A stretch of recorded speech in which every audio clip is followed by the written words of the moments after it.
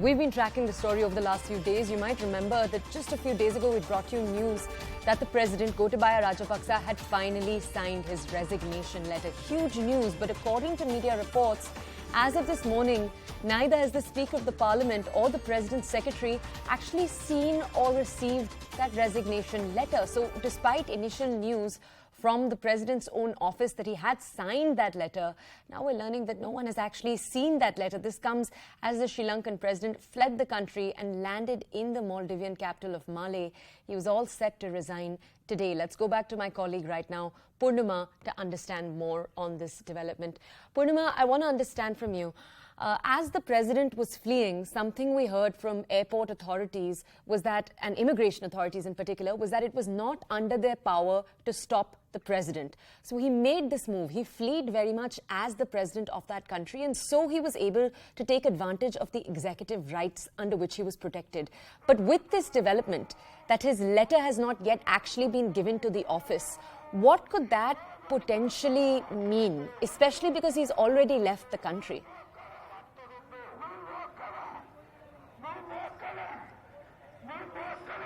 Well, Toya, yesterday itself, President Gotabaya Rajapaksa had signed his resignation letter and has handed it over to one of his personnel to be delivered to the Speaker.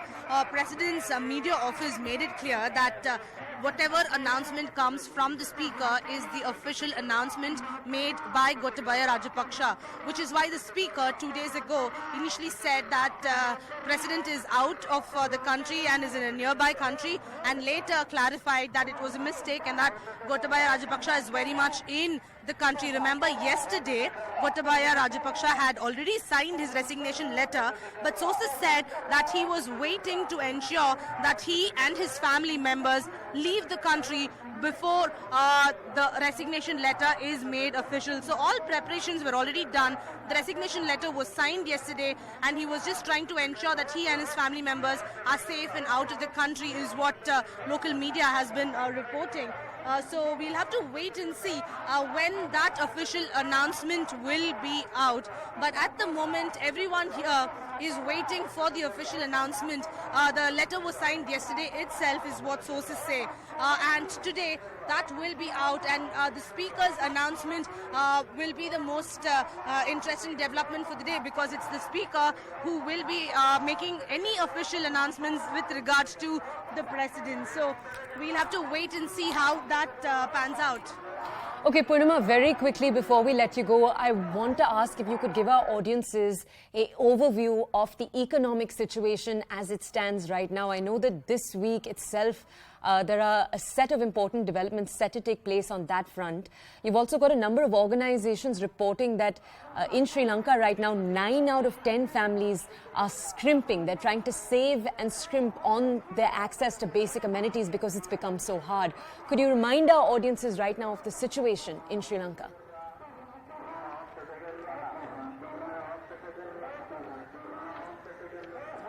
Well, there's unavailability of fuel, and people have to wait for at least 3 to 4 days to get to a petrol station to refill fuel. That is the most difficult part of what the citizens are going through. Apart from that, even though some of them have money, they still are not able to buy and purchase essential commodities, and medicines too. There's lack of supply of most of the medicines. So these are the essential commodities that are either unavailable, or there's acute shortage of all these essential commodities. So even for those who have money, it takes quite some time for them to purchase any of these. And fuel is the toughest commodity and is the most unavailable commodity in the country, and many of them are now switching to bicycles to ensure that their lives are not impacted, because they have to stay outside petrol stations for at least 2 days, and that's why they are angry, because this is something that they did not expect. Instead of going to work, instead of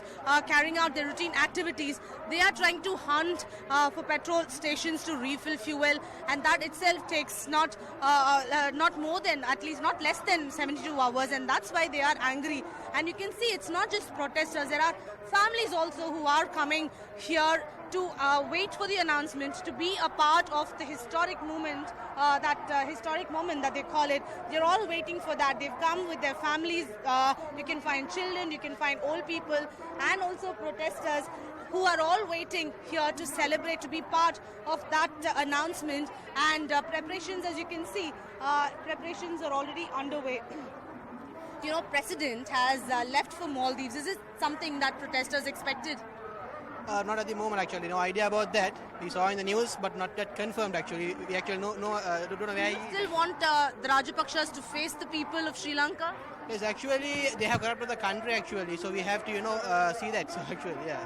And are you happy that today there will be a formal announcement of President Gotabaya Rajapaksa's resignation? Yeah, actually, we are expecting that. We are expecting Gotabaya Rajapaksa to resign. So we need a new governance with a new leadership for our country, because our country has been suffering for 74 years. So we need a new leadership to our country. So you don't want even opposition parties' leaders like Sajit Premadasa to That become... depends on the people, actually. They will decide about that. But for the moment, they have decided on what to do next, actually. Yeah. But you're not happy with any of the 225 parliamentarians? No, not at all. No. You want a change? We want a change. We want a change in the governance, actually. Yeah. So, Toya, as I've been telling you, many protesters are not happy with any of these politicians. They think that this crisis has not happened overnight, and they believe that over the last 70 years, mismanagement has led to Sri Lanka's worst ever unprecedented economic crisis. Therefore, they think that this is a time for a change, and that people can come forward and form the government, and that's what they've been saying. Though legally it will face a lot of hurdles, and the next and political stability is in need of the hour, considering that IMF has held discussions with Sri Lankan government, and political stability is what everyone needs at this point in time to ensure that Sri Lanka gets assistance from IMF and also from donor countries like India. Back to you. Okay, Purnima, I'm going to come back to you in a second to understand more about what happens after Gotabaya Rajapaksa actually steps down. But a quick question for you before that. What word and what information do we have on his brother, also a former president of the country, Mahinda Rajapaksa?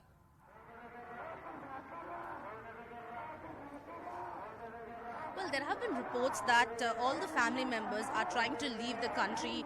We've seen videos of Basil Rajapaksa, but no word yet on Prime Minister Mahinda, former Prime Minister Mahinda Rajapaksa and his son Namal Rajapaksa. Even though Namal Rajapaksa had tweeted 2-3 days ago that his wife is not fleeing the country. She works in the tourism department, and traveling across the globe is part of her work. And that's the last tweet from Namal, Mahinda and members closer to him have remained tight-lipped. But at the moment, what we are hearing from sources that all the family members want to leave Sri Lanka for a few months till things get back to normalcy. That's what we've been hearing. But protesters here say that enough is enough.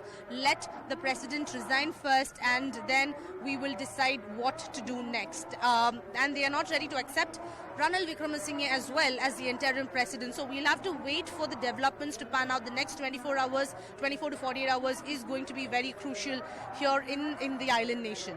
Okay, and Purnima, quickly there, if you could once again explain to our audiences, if, as expected, Gotabaya Rajapaksa's resignation goes through, that big announcement comes through that yes, he has finally stepped down, even though he has fled from the country, what then are the steps between today, which is the 13th of July, and the 20th of July? What's going to take place in the next 1 week? Well, on the if the president resigns today, then the parliament will convene on the 15th of July, and there will be discussions on who are interested for the president's post. Then the nominees will be shortlisted. On the 19th, they will shortlist the nominees for the post of president, and on the 20th of July is when they plan to go for a vote. So there will be a list of nominees for the president's post, and on the 19th they will shortlist them. On the 20th they will vote. So 15th is when the parliament is set to begin, by which time the opposition parties are also in a huddle to ensure that they have the support to form an all-party government. Remember, Sajit Premadasa, the leader of opposition, has only 55 MPs and does not have enough support. Even if he wishes to contest for the president's post, he does need the support of some of the members of the ruling party as well. So